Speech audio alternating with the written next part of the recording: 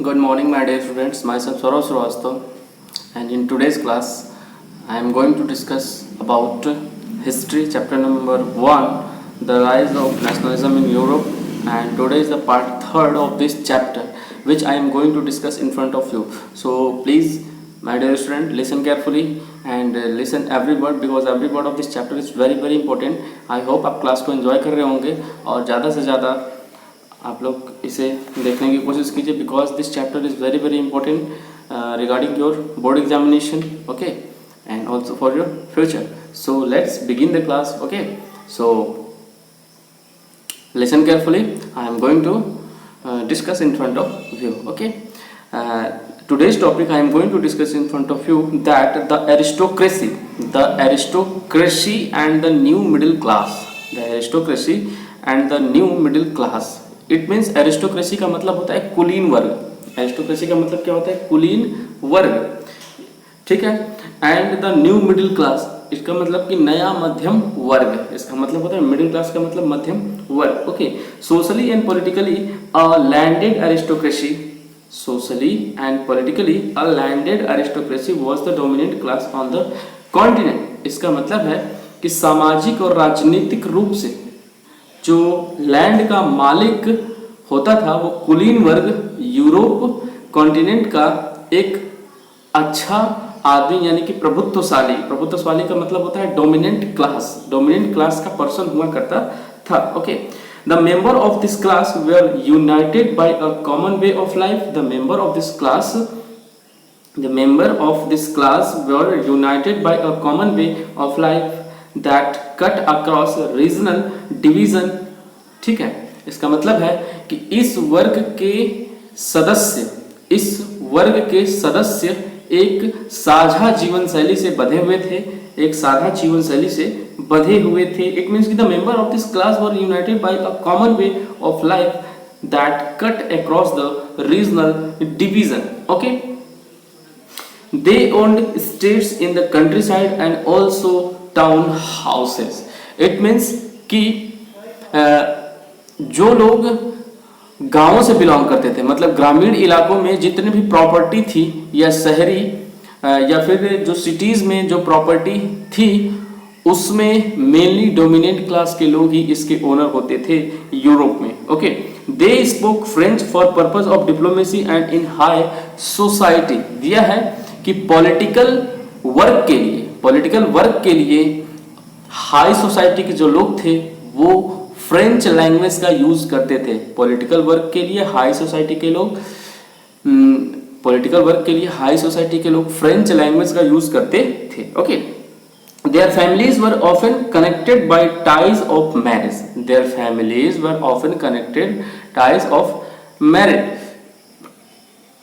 मतलब जो उनकी फैमिली थी वो अक्सर मैरिज रिलेशन से आपस में क्या होते थे, कनेक्ट रहते थे, यानी कि वैवाहिक संबंधों से आपस में जुड़े हुए थे. लेकिन ये जो शक्तिशाली कुलीन वर्ग यानी कि एरिस्टोक्रेसी पीपुल्स थे वो एक तरह से हम कह सकते हैं कि एक बहुत छोटे समूह में थे. मतलब इनकी संख्या बहुत ज्यादा नहीं थी, लेकिन इनका जो अधिकार था पूरे यूरोप में वो बड़े लेवल पे था. अगर पॉल्यूशन के लेवल पे तो उस समय यूरोप में ज्यादातर लोग एग्रीकल्चर में इन्वॉल्व थे. किसमें इन्वॉल्व थे? एग्रीकल्चर में इन्वॉल्व थे. और वेस्टर्न में मोस्ट ऑफ द पीपुल जो थे in western Europe, most of the people जो थे वो किराए पर खेती लेकर के करते थे. इसलिए उन्हें to the west the bulk of the land was farmed by tenants and small owners. छोटे छोटे मालिक हुआ करते थे जो किराए पर जमीन लेकर के खेती किया करते थे. वाइल इन सेंट्रल यूरोप, जबकि ईस्टर्न मतलब पूर्वी और सेंट्रल यूरोप में जितने भी लोग थे उनमें जमीन जो थी, कुछ लोग, जमीन तो बहुत ज्यादा थी लेकिन वो कुछ लोगों में ही बटी थी, और उसमें जो लोग वर्क करते थे वो एज अ स्लेव वर्क करते थे पूरे.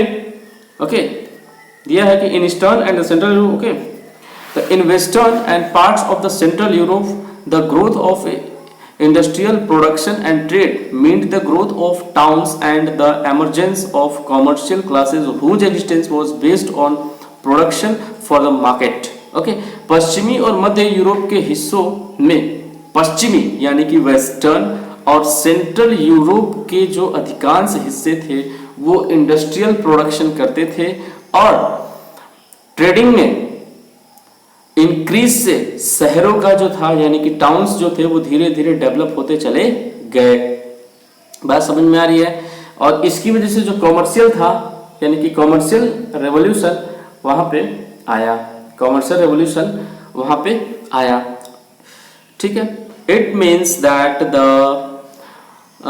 इंग्लैंड में, यानी कि इंग्लैंड भी यूरोप का हिस्सा है आप जानते हैं, तो इंग्लैंड में जो इंडस्ट्रियल रेवोल्यूशन था यानी कि in England the industrial revolution begin in early 18th century, यानी कि second part of the 18th century में इंग्लैंड में इंडस्ट्रियल रेवोल्यूशन की शुरुआत होती है। ओके, बट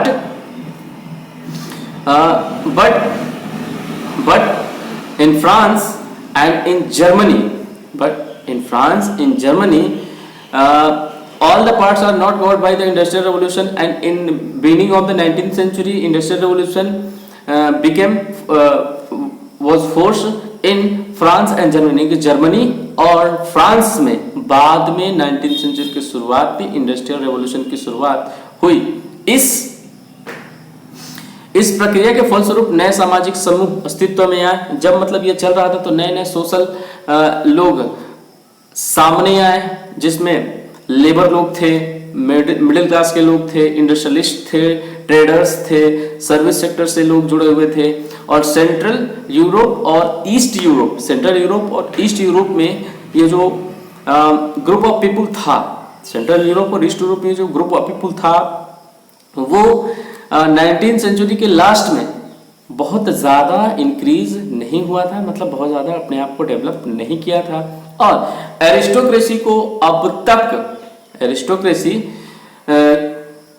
अब तक इनकी जो थी एजुकेशन, इनकी जो एजुकेशन थी, ओके, और लिबरल मिडिल क्लासेस जो थे, ideas of national unity following the abolition of the aristocratic privileges and gained popularity, तब तक उदारवादी मध्यम वर्गों के बीच राष्ट्रीय एकता यानी कि नेशनल यूनिटी लोकप्रिय हो चुका था। अगला जो है, what did liberal nationalism stand for, what did liberal nationalism stand for, what did liberal nationalism stand for, तो इसका मतलब है कि उदारवादी, ठीक है ना, लिबरल का मतलब होता है उदारवादी, लिबरल उदारवादी, ठीक है ना। तो उदारवादी राष्ट्रवाद के क्या मायने थे, अब हम इसे जानने की कोशिश करते हैं। ओके,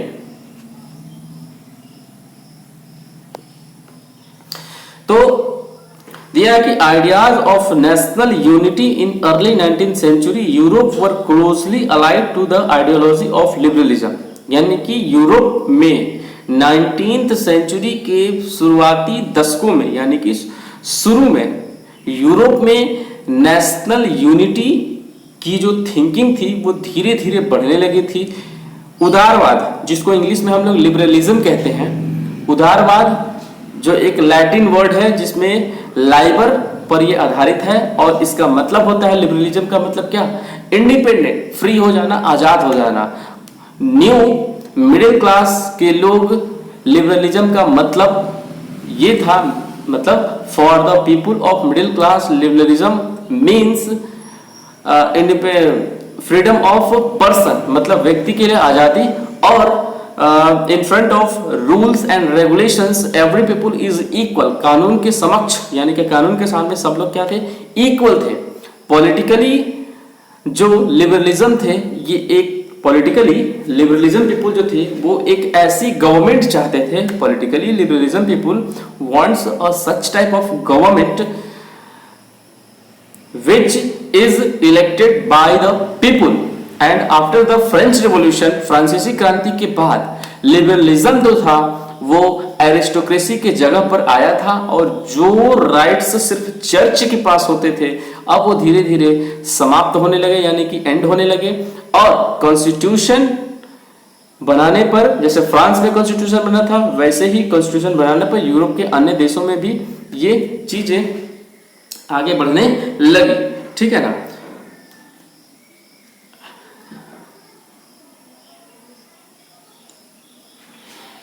आगे बढ़ने लगी। यहां तक आपको चीजें समझ में आ रही होंगी, कोई दिक्कत अगर हो तो आप कमेंट बॉक्स में कमेंट कर सकते हैं। ओके, अब दिया है कि 19वीं शताब्दी यानी कि 19th सेंचुरी के बिगिन में लिबरलिज्म जो थे वो चाहते थे कि जिनके पास अपनी प्राइवेट प्रॉपर्टी है उनकी प्राइवेट प्रॉपर्टी बनी रहे, और साथ में इसकी अनिवार्यता पर भी वो बल देते थे। लेकिन बट ये जरूरी नहीं था कि इन front of rule and regulations thinking of every people is equal. सबके सफरेज यानी कि मताधिकार जो थे वो अलग अलग थे, लेकिन most of people wants a constitution for the rest of the European countries. Okay, लेकिन आपको याद होगा कि फ्रांसीसी क्रांति में जो लिबरलिज्म थे वो चाहते थे कि मोनार्की की जगह पे प्रजातंत्र आए, मतलब डेमोक्रेटिक आए, और ये तभी संभव है जब पॉलिटी को आगे बढ़ाया जाए। वहां जो था लोगों को वोट देने के राइट्स मिल चुके थे और वो लोग वोट दे करके अपने रिप्रेजेंटेटिव को इलेक्ट करते थे, मतलब उनको राइट्स नहीं दिए जाते थे जो जन्म से राजा की फैमिली में पैदा होते हैं। मतलब अब धीरे धीरे चीजें बदल रही थी। तो आई होप आपको चीजें समझ में आ रही होंगी। ओके, और दिया है कि जितने भी ऐसे लोग थे जिनके पास अपनी प्रॉपर्टी नहीं थी, यानी कि most of the people who has not own property, all the women's, ठीक है, who have not yet get political rights, मतलब ऐसे सारी वुमेन जिनको अब तक राजनीतिक यानी कि पॉलिटिकल राइट से अलग रखा गया था। थोड़े समय बाद यानी कि after some time Jacobin clubs ने सभी वयस्क पुरुष का मतलब होता है कि ऐसे सारे लोग जो वोट देने के राइट को रखते हो, मतलब जिनकी उम्र 18 साल या 18 साल से ऊपर थी, मतलब वहां पे जो भी एज हो वोट देने की, उससे हम उनको वंचित यानी कि अलग नहीं रख सकते, हमें उन्हें राइट्स देना ही होगा, चाहे वो उनके फादर हो, उनके हस्बैंड हो, ठीक है। बट पूरे 19th सेंचुरी में और 20th सेंचुरी के बिगिन में ये देखा गया कि जितने भी वोमेन्स थी और जितने भी गरीब लोग थे उन सबको प्रॉपर्टी से अलग रखा गया, और साथ में इसके लिए न सिर्फ मिडिल क्लास के लोग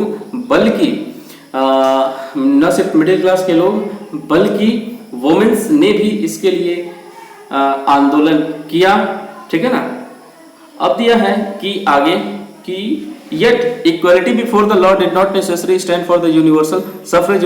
ओके, आर्थिक क्षेत्र में यानी कि इन द इकोनॉमिक स्फीयर, आर्थिक क्षेत्र में जो लिबरलिज्म था stood for the freedom of markets, बाजारों की मुक्ति और चीजों तथा पूंजी के आवागमन पर राज्य द्वारा लगाए गए नियंत्रण को खत्म करने के पक्ष में था। यानी कि जो लोग ट्रेडिंग करने हमारे स्टेट में आते थे वो उस पर कम से कम टैक्स लगाएं, क्योंकि अगर टैक्स कम होगा तो लोगों को सामान सस्ते रेट पे मिल सकेगा। ये सारी चीजें वहां पे हो रही थी।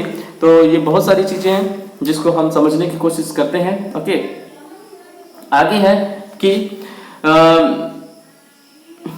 उस समय यूरोप यानी कि फ्रांस में लगभग, जब नेपोलियन का जमाना था तो उस समय फ्रांस में 39 स्टेट्स हुआ करते थे। Each of this possesses its own currency, जिसकी अपनी करेंसी, मतलब हर एक स्टेट की अपनी अपनी करेंसी होती थी, तो ट्रेडिंग करने में काफी दिक्कत होती थी। एंड वेट एंड मेजर्स, ना वेट भी अलग होते थे, मेजरमेंट भी अलग होते थे। Merchant travelling in 1833 from Hamburg to Nuremberg to sell his goods would have had to pass through 11 custom barriers and pay a custom duty of about 5% of each of one। दिया है कि 1833 में एक trader जो है वो सामान बेचने के लिए जाता है, तो उसे क्या करना पड़ता है कि अलग अलग 11 टाइप्स के कस्टम ड्यूटीज को पे करना पड़ता है, और साथ में 11 बैरियर्स वो पार करता है, और हर जगह उसे 5% टैक्स पे करना पड़ता है। इसका मतलब था कि हर जगह की करेंसी अलग थी, सिस्टम अलग था, टैक्स पेइंग का सिस्टम अलग था। अगर वो ट्रेडिंग करना चाहता था तो हर जगह वेट, मेजरमेंट सब कुछ अलग था। तो कहीं ना कहीं ये क्या था कि एक ऐसे सिस्टम की खोज कर रहा था यूरोप जिसमें सारी चीजें क्या हो, इक्वल हो, पूरे यूरोप में एक जैसी मेजरमेंट हो। ये सारी चीजें होने वाली थी, धीरे धीरे हो रही थी, और 1834 आते आते ये क्या था, धीरे धीरे ये चीजें बदली।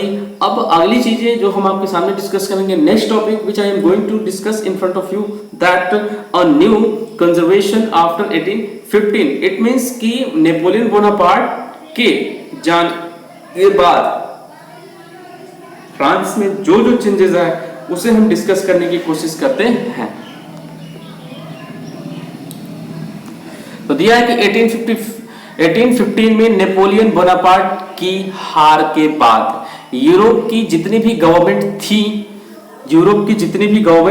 थी वो स्पिरिट ऑफ कंजर्वेटिज्म, वो रूढ़िवादी, कंजर्वेटिज्म का मतलब होता है रूढ़िवादी विचारों से, वो मानते थे कि स्टेट और सोसाइटी को तभी हम बना सकते हैं, मतलब स्टेट और सोसाइटी जो है वो एक तरह की क्या है, फैमिली इंस्टीट्यूशंस होने चाहिए। जैसे कि मोनार्की में, राजतंत्र में, चर्च में या सोसाइटी में जो ऊंच नीच था, संपत्ति और परिवार को बनाए रखना चाहिए, ऐसा वो मानते थे। फिर भी अधिकतर कंजर्वेटिज्म लोग मानते थे कि क्रांति के पहले दौर में वापसी नहीं चाहते थे। वो नहीं चाहते थे कि पहली बार में सब कुछ खत्म हो जाए और नया चीज आ जाए। नेपोलियन ने जितनी भी चीजें शुरू की थी, जैसे वेट मेजरमेंट, एक ही तरह की करेंसी पूरे देश में चलना, वो कहीं ना कहीं उसको आधुनिकीकरण के लिए यानी कि मॉडर्निज्म के लिए आगे बढ़ाने की कोशिश की गई, ठीक है। और साथ में जो दास थे उनको खत्म किया गया, मॉडर्न आर्मी बनाई गई और साथ में स्किल्ड पीपल को ज्यादा से ज्यादा आगे बढ़ाने की कोशिश की गई और साथ में मोनार्की को खत्म करने की बात भी की गई। But in 1850 representatives of the European powers, जितने भी यूरोपियन पावर्स के रिप्रेजेंटेटिव्स थे, जिसमें ब्रिटेन, रसिया, प्रूसिया और ऑस्ट्रिया आते थे, ब्रिटेन, रसिया, प्रूसिया और ऑस्ट्रिया आते थे, who had collectively defeated Napoleon, जिसको नेपोलियन ने हराया था, यानी कि ब्रिटेन, रूस, प्रसा और ऑस्ट्रिया जैसे यूरोपीय शक्ति जिनको मिलकर, नेपोलियन ने जिनको हराया नहीं था, जिन्होंने मिलकर नेपोलियन को हराया था, उनके जो रिप्रेजेंटेटिव्स थे जो यूरोप के लिए एक ऐसे डॉक्यूमेंट को रेडी कर रहे थे, और डॉक्यूमेंट को रेडी करने के बाद ये सब लोग यानी कि ब्रिटेन के लोग, रसिया के लोग, प्रशा के लोग, ऑस्ट्रिया के लोग वियना में मिले। वियना कन्वेंशन के बारे में हम लोग डिस्कस करेंगे बाद में, ओके।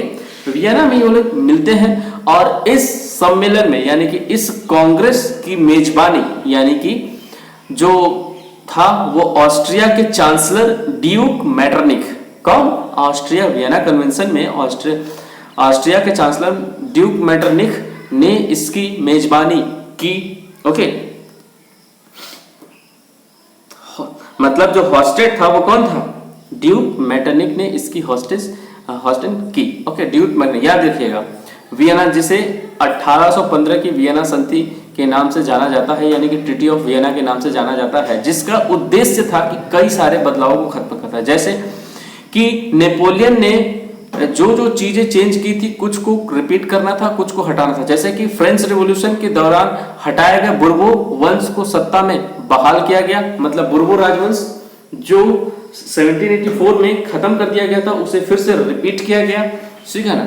और साथ में फ्रांस ने उन इलाकों को खो दिया, फ्रांस ने ऐसे सारे इलाकों को खो दिया जिन पर नेपोलियन ने जीत दर्ज की थी। फ्रांस की सीमाओं पर कई राज्य कायम कर दिए गए, मतलब फ्रांस की जो बॉर्डर थी वहां पर कई सारे नए स्टेट्स बनाए गए ताकि फ्यूचर में फ्रांस जो था वो बड़ा न हो सके। और अंत में क्या हुआ इसके बारे में हम लोग डिस्कस करने की कोशिश करते हैं। और यह है कि नॉर्थ में नीदरलैंड स्टेट को स्टैब्लिश किया गया जिसमें बेल्जियम भी शामिल था, और साउथ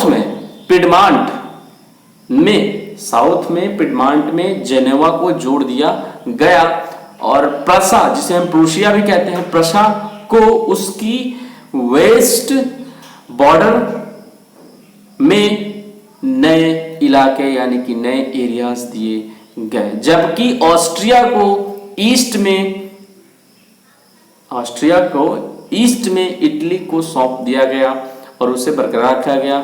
ईस्ट में जो रसिया था उस समय वो पोलैंड का एक हिस्सा दिया गया, जबकि प्रूसिया को सैक्सनी का एक हिस्सा प्रदान किया गया।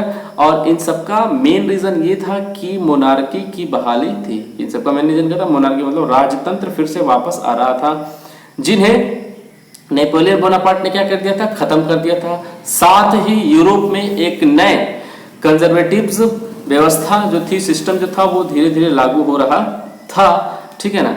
1815 में दिया है कि 1815 में स्थापित जो कंजर्वेटिव शासन व्यवस्थाएं थी वो निरंकुश थी, एरिस्टोक्रेसी थी, और वे आलोचना और सहमति बर्दाश्त नहीं करती थी, मतलब उनके खिलाफ अगर कुछ बोला जाए तो वो सुन नहीं सकती थी। उन्होंने इन गतिविधियों को दबाना चाहा जो निरंकुश सरकारों को वैधता पर सवाल, जो एरिस्टोक्रेसी गवर्नमेंट के डिसीजंस पर सवाल उठाते थे, इनको दबाने की कोशिश की गई। ओके, ज्यादातर जो गवर्नमेंट थी वो सेंसरशिप का नियम बनाए रखना चाहती थी। ओके, ज्यादातर जो गवर्नमेंट थी सेंसरशिप का नियम बनाए रखना चाहती थी, और जिनका उद्देश्य था कि न्यूज़पेपर, बुक्स, नाटक, गीत यानी कि सॉन्ग्स को आगे बढ़ाया जाए, लेकिन उस पर नियंत्रण किया जाए ताकि गलत चीजें फ्रांस में न फैल सके। फ्रांसीसी क्रांति जो फ्रेंच रिवॉल्यूशन था उससे जुड़े इंडिपेंडेंट और मुक्ति के विचार उन चीजों में झलकते थे, इसलिए उसे रोकना नहीं चाहा। लेकिन फिर भी फ्रेंच रिवॉल्यूशन की जो मेमोरी थी वो लिबरलिज्म को, फ्रेंच रिवॉल्यूशन की जो मेमोरी थी वो लगातार लिबरलिज्म को ही सपोर्ट करती थी, और नई कंजर्वेटिव सिस्टम जो था वो आलोचक, ठीक है, लिबरलिज्म, नेशनलिज्म के द्वारा उठाया गया एक मुद्दा था। और सबसे मोस्ट इंपॉर्टेंट जो फ्रांस में हुआ वो था प्रेस की आजादी, मतलब प्रेस को इंडिपेंडेंट कर दिया गया। अगर फ्रांस में कुछ भी गलत हो रहा है तो प्रेस उस चीज को उठा सकती थी और साथ में नए तरीके से इंप्लीमेंट करने की कोशिश कर सकती थी। आगे जो है हम डिस्कस करेंगे कि द रेवोल्यूशनरीज, ओके, तो इसे हम डिस्कस करने की कोशिश करते हैं। द रेवोल्यूशनरीज यानी कि 1850 के बाद के सालों में लोगों को दबाया जाने लगा और अनेक जो लिबरलिज्म थी और नेशनलिज्म थी उनको भूमिगत कर दिया गया। भूमिगत करने का मतलब उनके विचारों को दबाया जाने लगा। इसका मतलब ये हुआ कि बहुत सारे जो यूरोपीय स्टेट्स थे, ठीक है, क्रांतिकारी जो थे, उनको ट्रेंड किया गया, उनके थिंकिंग को फैलाया गया। लेकिन सब कैसे हो रहा था? तो सब हो रहा था गुप्त तरीके से, मतलब जो गवर्नमेंट चल रही थी उसे पता न चले। उस समय, उस टाइम पे क्रांतिकारी होने का मतलब ये था, ठीक है ना, मतलब रेवोल्यूशनरीज होने का मतलब ये था कि हम उन राजतंत्रीय यानी कि मोनार्की सिस्टम का विरोध करने से था जो वियना कांग्रेस के बाद बने थे। साथ ही इंडिपेंडेंट और मुक्ति के लिए प्रतिबद्ध थे। प्रतिबद्ध का मतलब उसी के लिए काम करते थे और स्ट्रगल करना रेवोल्यूशनरीज के लिए जरूरी था, यानी कि it is essential to struggle for revolutionaries. And most of the revolutionaries जो चाहते थे कि एक नेशन, एक राज्य हो और आजादी के इस संघर्ष को अनिवार्य हिस्सा मानते थे। ऐसा ही on such individual was the Italian revolutionaries Giuseppe Mazzini, born in Genoa in 1807. He became a member of the secret society of the Carbonari. As a young man of 24, he was sent into exile in 1831 for attempting a revolution in Liguria. He subsequently founded two more underground societies, first Young Italy in Marseilles and then Young Europe in Benin, whose members were like-minded young men from Poland, France, Italy and German states. Mazzini believed that God had intended nations to be the natural units of mankind, so Italy could not continue to be a patchwork of small states and kingdoms. It had to be forced into a single unified republic within a wider alliance of nations. This unification alone could be the basis of the Italian liberty. Following his model, secret society were set up in Germany, France, Switzerland and Poland. Mazzini related opposition to monarchy and his vision of democratic republics frightened the conservatives. Metternich describes him as the most of the dangerous enemy of our social order. देखिए, मैं इसको बहुत जल्दी बताने की आपको कोशिश करता हूं कि ऐसा ही वह व्यक्ति था जो इटली का क्रांतिकारी जोसेफ मेज़नी था। उनका जन्म जो था, उनकी जो बर्थ थी वो 1807 जेनेवा में हुआ था और वह कार्बोनारी के गुप्त संगठन यानी कि गुप्त संगठन के एक मेंबर बन गए थे। जब वो 24 साल के थे तब लिगुरिया में क्रांति करने के लिए उसे राज्य से बाहर कर दिया गया। उसके बाद उसने दो और भूमिगत संगठन यानी कि ऐसे संगठन जो मतलब सेक्रेटली काम करते थे की स्थापना की। पहला था मार्सेई जिसमें यंग इटली और दूसरा बर्न में यंग यूरोप। इसने 2 इंस्टीट्यूशन की स्थापना की जिसके सदस्य यानी कि मेंबर जो थे वो पोलैंड थे, फ्रांस था, इटली था, जर्मन था। और इन सबकी जो थिंकिंग थी वो कहीं ना कहीं इक्वल थी या इक्वल रखने का प्रयास किया गया। मैथ्ज़नी ऐसा बिलीव करता था कि ईश्वर की मर्जी के अनुसार राष्ट्र यानी कि नेशनल ही मनुष्यों की प्राकृतिक इकाई यानी कि ह्यूमन की जो थी वो सबसे पहली जरूरत चीजें थी। इसलिए इटली छोटे राज्यों और प्रदेशों में पैबंदों की तरह नहीं रह सकता था। मतलब इटली जो था वो बटा हुआ था, वो चाहते थे कि इटली को सभी राज्यों को मिलाकर के एक देश बना दिया जाए, ठीक है। उसे जोड़कर राष्ट्रों के व्यापक गठबंधन के अंदर एकीकृत रिपब्लिक बनाना ही था और यही इटली के एकीकरण की मुक्ति का आधार हो सकता था। इटली के एकीकरण की मुक्ति का आधार हो सकता था। उसके इस मॉडल की देखा देखी, मतलब इटली के इस मॉडल को देख करके जर्मनी, फ्रांस, स्विट्जरलैंड, पोलैंड ने भी सेक्रेट इंस्टीट्यूशंस बनाए और मैथ्ज़नी द्वारा जो मोनार्की का घोर विरोध किया गया था और प्रजातंत्र यानी कि रिपब्लिक की स्थापना की गई थी। मैथ्ज़नी ने कंजर्वेटिव्स को हरा दिया। मैटरनिख ने उसे कहा कि हमारी सामाजिक व्यवस्था का सबसे खतरनाक दुश्मन बन। मैटरनिख ने उसे हमारी सामाजिक व्यवस्था का सबसे खतरनाक दुश्मन होता है, यानी कि Metternich describe him as the most dangerous enemy of our social order. Okay, I hope आज की क्लास आपको पसंद आई होगी। ओके, और अगला जो थर्ड पार्ट है इसे हम अगले वीडियो में डिस्कस करने की कोशिश करेंगे। ओके, हर एक वीडियो में एक पार्ट डिस्कस करेंगे। टोटल इस चैप्टर में जो है वो 6 पार्ट है, ठीक है, 6 पार्ट हैं, तो एक एक वीडियो में हम एक पार्ट को डिस्कस करेंगे। तो आज के लिए इतना ही रहने देते हैं। बहुत बहुत धन्यवाद आपका। आज की वीडियो काफी लंबी होगी लेकिन इस वीडियो को आप पूरा देखेंगे, क्योंकि जब तक पूरा नहीं देखेंगे तब तक एक पहला पार्ट दूसरे पार्ट से, दूसरे पार्ट तीसरे पार्ट से कनेक्ट नहीं होगा, ठीक है। तो कनेक्ट करने के लिए सारी वीडियो को आप देखेंगे तभी आपको चीजें क्लियर हो पाएंगी, ठीक है। तो आज के लिए इतना ही रहने देते हैं। बहुत बहुत धन्यवाद आपका हमारे साथ जुड़ने के लिए। Please like share and subscribe my YouTube channel because इससे एनर्जी मिलती है।